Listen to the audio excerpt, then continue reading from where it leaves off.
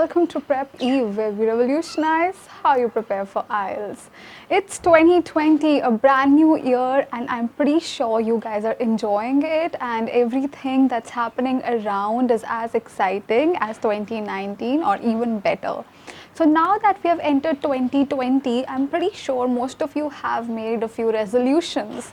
So keeping those personal resolutions aside, let's see what resolutions we can take so that our IELTS test gets sorted out.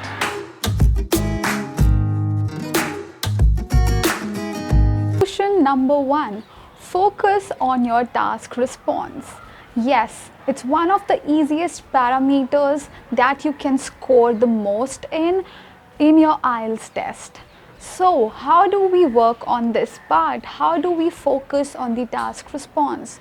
We basically need to underline the keywords in the question, understand it well, and then start writing our answers. There is no hurry.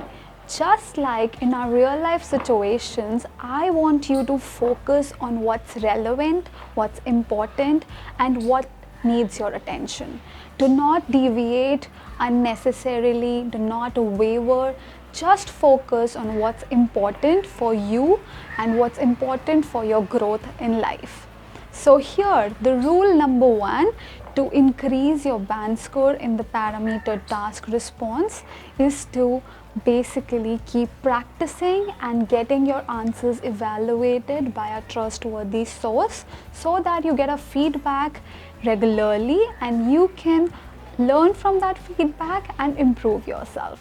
So that was your resolution number 1, to stay focused on your task response, to respond only to the task at hand, and similarly to not focus on every random thing in your life which is pretty irrelevant. Focus on what's important. Resolution number 2. The second resolution is to not limit yourself, is to not restrict yourself into templates. Do not follow any sort of templates because it would limit your thought process. Yes, in case of your IELTS writing, be it your essay, be it your task 1, task 2, letter, anything. If you go by templates, they're only going to limit your thought process, which is not something we want. Similarly, in your real life, I don't want you to get restricted with what people offer you, what people give you as templates. There might be your siblings, your parents, your grandparents, or even your friends. They might restrict your growth by limiting you to the templates, providing you with templates to enhance or to enable you to grow. But trust me with one thing, templates, if you look at them, they feel that they're going to aid you or help you in learning better, in scoring better in your IELTS test or in general in your life, because you think of them as a support system, that templates would help you out in surviving, but that's not the case. Templates are just going to restrict you and stop you from doing or writing what you actually want to.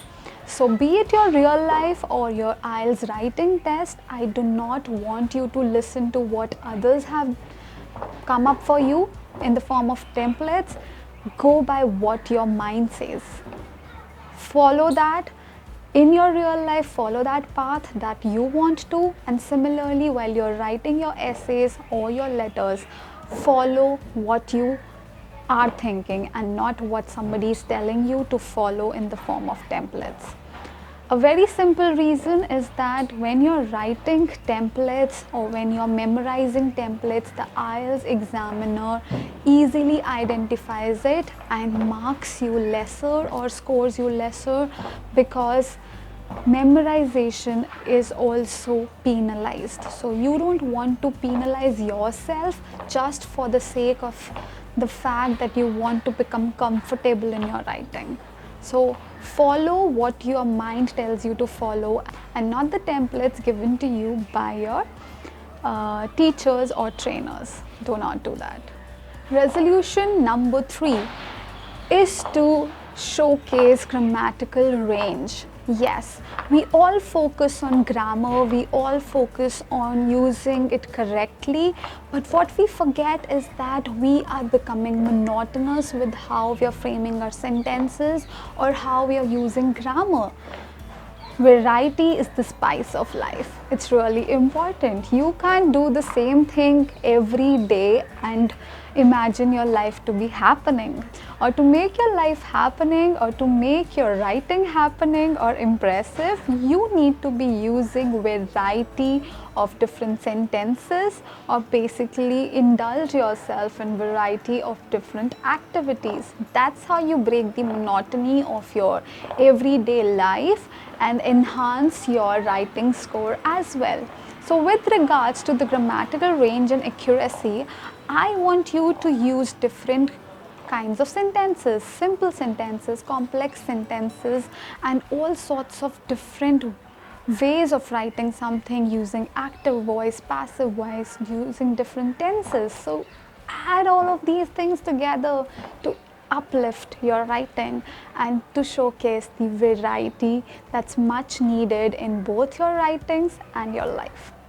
Resolution number 4 is to proofread. Yes, proofread your writing tasks. Go back, revisit the answer and see whether there are any silly spelling mistakes, any grammatical errors, whether you have missed out on a word by chance. Look at those silly errors, and once you find those errors, correct them.